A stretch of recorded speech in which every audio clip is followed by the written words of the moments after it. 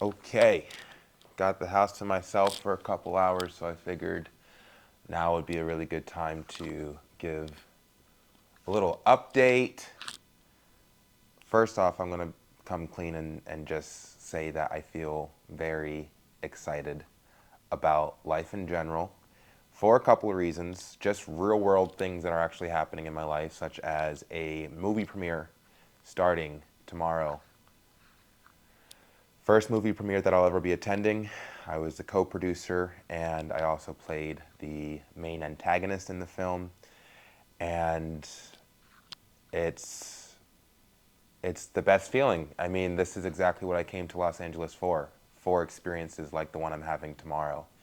It reminds me, my first year that I got to Los Angeles, uh, I took an acting class, and the studio teacher guy, his name was Alan Levin, and I had to go up on stage and introduce myself and basically give my story or what brought me out to Los Angeles. And I don't remember the verbatim of what I said on that stage, but to summarize, I basically said that I am highly driven and I have this desire to express my talent in the world of the entertainment industry, and I don't feel satisfied unless I actually give myself that opportunity to really be as great as I know that I can be. He had me do a monologue. I crushed the monologue, and then he gave me a little talk back where basically Alan, the teacher, ended up saying that yes, I have talent and I will be able to be incredibly successful. That will happen. But the thing that I need to focus on moving forward for the rest of my life is you will experience fulfillment through the completion of projects. And I had never heard that before. And he said it so directly. And I remember the minute that he said it, it just resonated. And ever since that time, it was 8 or 9 years ago now, I always hear his voice in the back of my head. The completion of projects is the thing that I feel the most fulfillment for. And I can date it back to even before meeting Alan.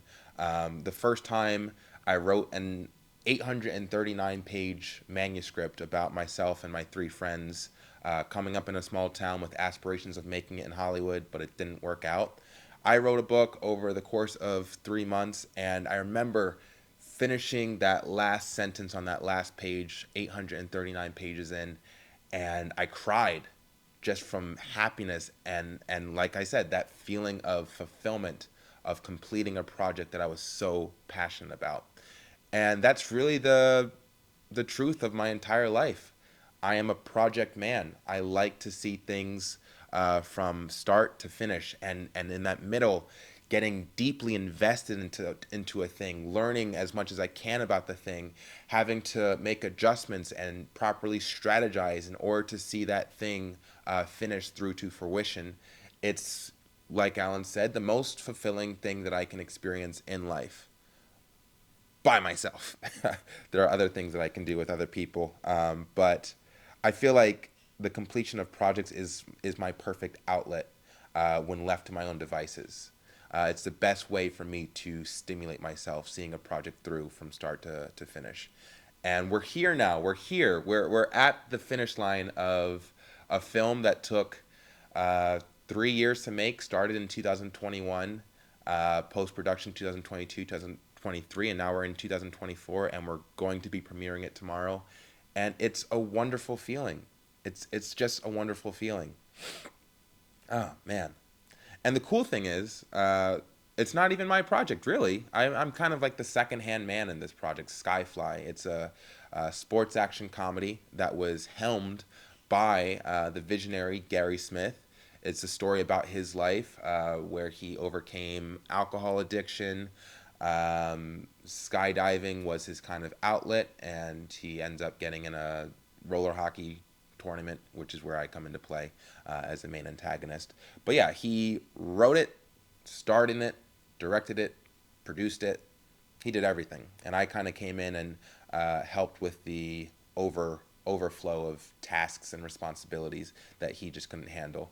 I'm incredibly grateful for the opportunity because ever since then, I feel like I've been moving through Los Angeles differently. I wasn't able to continue going back to the audition circuit directly after that because after that film, I didn't feel the desire to go back to auditioning for one or two lines for a TV show or a movie. That didn't really excite me because I had the opportunity to sink my teeth into something with substance, something tangible, something that I could actually perform and act in. So the idea of going backwards and like, hopping on fucking Grey's Anatomy, being a sick patient and just saying boring lines, it just didn't appeal to me. So ever since then, I think more like a producer with aspirations of being an actor. And to me, being an actor is like the final gift that I can give myself. And it's kind of like going back to the completion of projects. That's the thing. That is the thing that I have to focus on. And I will complete more projects as a producer than an actor. The acting probably won't make me feel that fulfilled in comparison. Acting is like, for me, a vacation. And when you see the movie SkyFly, you will see that the performance is that of a person who is just completely relaxed and having a good time. That's what acting is for me. It's like a chance to check out and not really worry about what comes out of my mouth, how my face is. It's just a complete submission to the character. And it is just really refreshing. And that's why I love acting, because it's like, I don't have to worry about anything. I just have to do the thing. Whatever the fucking lines say or however I'm supposed to be, I just got to do that. I can just mentally check out, which, makes me consider how much work am I actually doing in these personal person interactions when I'm not acting, because it really does feel like a vacation when I am. Um, but yeah, I'm very excited about this. Another project completed. What else is going on in life? Starting a new job as a insurance agent. I actually just finished passing the state exam, so I'm going to be starting that next week. Um, I'm excited about that too because it's a sales job and it's completely performance based. However, if I do the job correctly, then I will be making my monthly expenses, which is something that I need to do because I'm running out of savings. Um, yeah, I've always been kind of avoidant of sales related jobs or commission related jobs because I didn't believe in myself as a salesperson.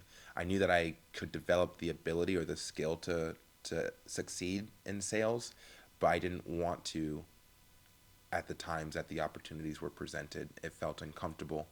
And I'm now at a place in life, age 32, where I understand that now's the time to develop my sales skills. I know that I can do it well. So I'm happy that I got this job in particular, and I literally have no choice but to succeed at it because I'm running out of money. So it's in a situation where my back is sort of up against the wall, and it's like a sink or swim kind of situation. And honestly, in many times, that's like the best. That's the best way for things to be in order for you to flourish. And I actually do see this next chapter as something of me flourishing. I really do. That's my vision for the future. For the near future, I see financial stability. I see success and recognition and getting the brand and the message out there and actually creating the impact at a smaller level than obviously what the full picture looks like. But I see it all starting. I was just telling Gary, who I met up with him earlier to, get some stuff for the movie premiere. And I was talking to him. What was I saying? Oh, yeah. I was saying how people talk to me differently over the past couple of weeks. Granted, I am what you can refer to as a fitness influencer these days with 64,000 followers on Instagram. I have a movie coming out tomorrow. It's going to be available on YouTube, Google, Apple TV, Amazon Prime. So, yeah, there are things happening. So, when a person talks to me now, they talk to me with a level of certainty about my future success that has never been there before. Whereas in the past, a person would kind of talk about it jokingly, like, hey, don't forget me when you're famous, haha, hee hee. Now it's, hey, when you're famous, I just want you to remember this moment when, I'm giving you your kudos now. But there's a level of the tone is different. It's just chiller, more calm, as opposed to like this whole, I don't know, in years past, person talks about my inevitable success, and uh, there's more brevity towards it, as if like, hey, I don't know if it'll happen, it might happen, ha ha ha. But now it's like there's a level of groundedness when a person talks about my certain success in the future, which is very interesting. It's a perceivable difference, and I receive it humbly, because I understand that I did the proper steps to get myself to this point, and now the only thing left to do is to continue walking the path. So everything I've done up to here is fantastic, and now the golden brick road or the yellow brick road is laid out before me, and I can see it. I just have to keep walking it. I drive carefully. I am constantly aware of what can trip me up along my path to ultimate success, and it's all within my ability.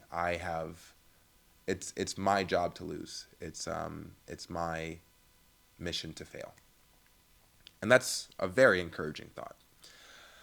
Um, bodybuilding. Bodybuilding's going really cool. That's kind of taken on a flow of its own. If anything, I feel more and more determined every day, which is incredible because I don't know, I become more and more aware, exposed to the type of competition that's out there for natural bodybuilders. And they're not slouches. And you take into consideration the fact that natural bodybuilding over the course of, let's say, the next 5 to 10 years will take further prominence in the limelight as a result of just the pattern, the trends, the way things are going. People are being more prioritizing of health and wellness, which is what I've been aiming for already, over the steroid freaks of nature kind of the freak show kind of thing when it comes to PEDs and the typical way that bodybuilding is going. It's changing, just like I kind of anticipated when I came up with this idea to do a documentary on the rise of natural bodybuilding. So it all kind of falls into place as anticipated. I know that the way that my physique currently is, it's not the greatest physique on the planet, natural or unnatural. So there is a drive in me to, if anything, and obviously with my trajectory, I become more and more recognized, yada, yada, yada. But I have to live in the truth that my body, that my physique is the greatest physique on the planet. Like, that's, in order for me to sleep at night knowing that I got the job done, I have to believe that my physique is the best physique on the planet. That's the only way that I will feel. You want to go back to the completion of projects? That's how I will feel that project is completed, by knowing undisputably, maybe disputably, maybe disputably, but I have to believe like my physique is top 0.0000001% on the planet. Um, and that's years away. That is years away. So there's like, some frustration there because I'm competing in June for the first time. And if I understand that like my top physique is years away, then it's like, you know. But I use that energy, I use that aggression, and I use that drive in my workouts and my diet and my cardio and my rest. I sleep hard now. I get in the bed, I close my eyes, and I fucking sleep hard because rest is a percentage of bodybuilding. You have to dedicate and devote time to your rest. So everything I'm doing is with intention, and the intention is very strong for all of my choices. So that's going well. My training partner, Valley Muscle, he's doing well. He just got a job, so some additional income is going to be coming into his life, which is fantastic. I was just telling him earlier today that I feel like we are moving into a new phase of our life. I think I like to. I don't think things are going to get easier so far as life is concerned, because things are already relatively easy. But I think we're going to be able to focus on different things as new opportunities are presented to us, because we are on a trajectory. Things don't just stay here. We're here right now. We started here, and then we just get higher and higher and higher, and the world, the atmosphere changes at every level. And it's so cool. I mean, I can imagine people actually watching up until this point right now, because this is relevant. This is actually happening. I'm actually becoming a movie star in real time. So it's pretty fucking wild. It's pretty wild. Now let's talk about my personal branding for a second. That has been an adjustment because, if this is the format where I actually am completely honest with whoever's watching this, social media, specifically short form content as presented through Instagram, TikTok, and things of that nature, that has been a bit of a learning curve for me. I actually ended up having a really cool conversation with my ex girlfriend a couple days ago, and she really um, raised my awareness as to how my content is being perceived by others, and it made me really rethink my social media strategy. Whereas before I got on the phone with her, I I was just telling my roommate about this. Like, my strategy so far as putting content up on the internet was, it was either going to make people feel good or it was going to make people feel nothing. I never considered the concept that I thought it was like a plus or a neutral gain when it came to posting content. Instead, after talking to my ex girlfriend, she made it clear that my content has the potential and actually did cause people to feel negative feelings. Um, Feelings of discomfort, confusion. The what we were able to arrive at was basically the way that I've been presenting myself on social media. I come off as a person who is detached, disconnected from other people. I don't like other people, and there's this kind of perception that I was creating unintentionally, that I don't, like a superiority thing. Like, I don't need you guys. Um, I'm fucking fulfilled on myself, and uh, the content is not catering to everyone. In fact, the content was really catering to myself. And my ex girlfriend helped me realize the limitations of that. And I'm very grateful for that. After getting off the phone with her, I took the next couple of days to really reflect on what I can do differently. And I arrived at the understanding that what I have been doing is, I've been making content from here, making it very heady. I thought that to disclose my thinking on my rise to superstardom would be something very interesting for a person, because, in my opinion, I haven't seen it happen before. If we were to take any famous, super successful person, take Eminem, take Kanye West, take uh, Dwayne Johnson, take any superstar, I thought it would be cool to show the inner workings of that person's mind as they climb the ranks up to that level of superstardom that we now know them as.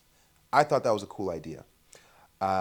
However, it works really only in hindsight. So it would be like this. Kanye West put out a documentary called Genius, and it's on Netflix. If he had been posting that documentary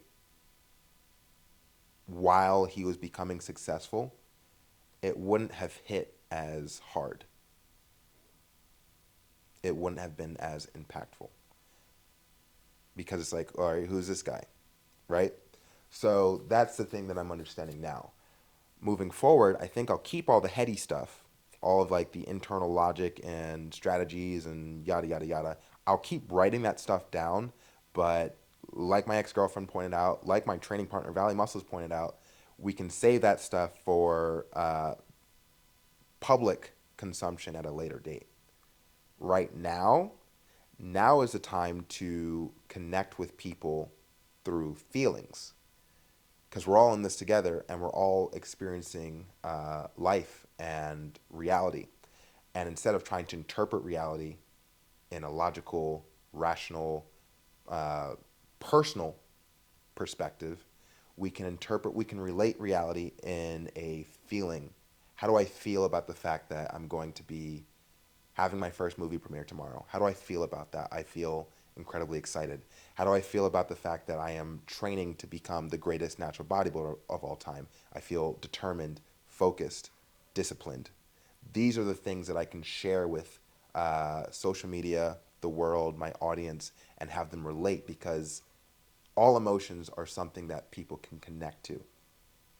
Everyone has felt excitement, discipline, determination, elation.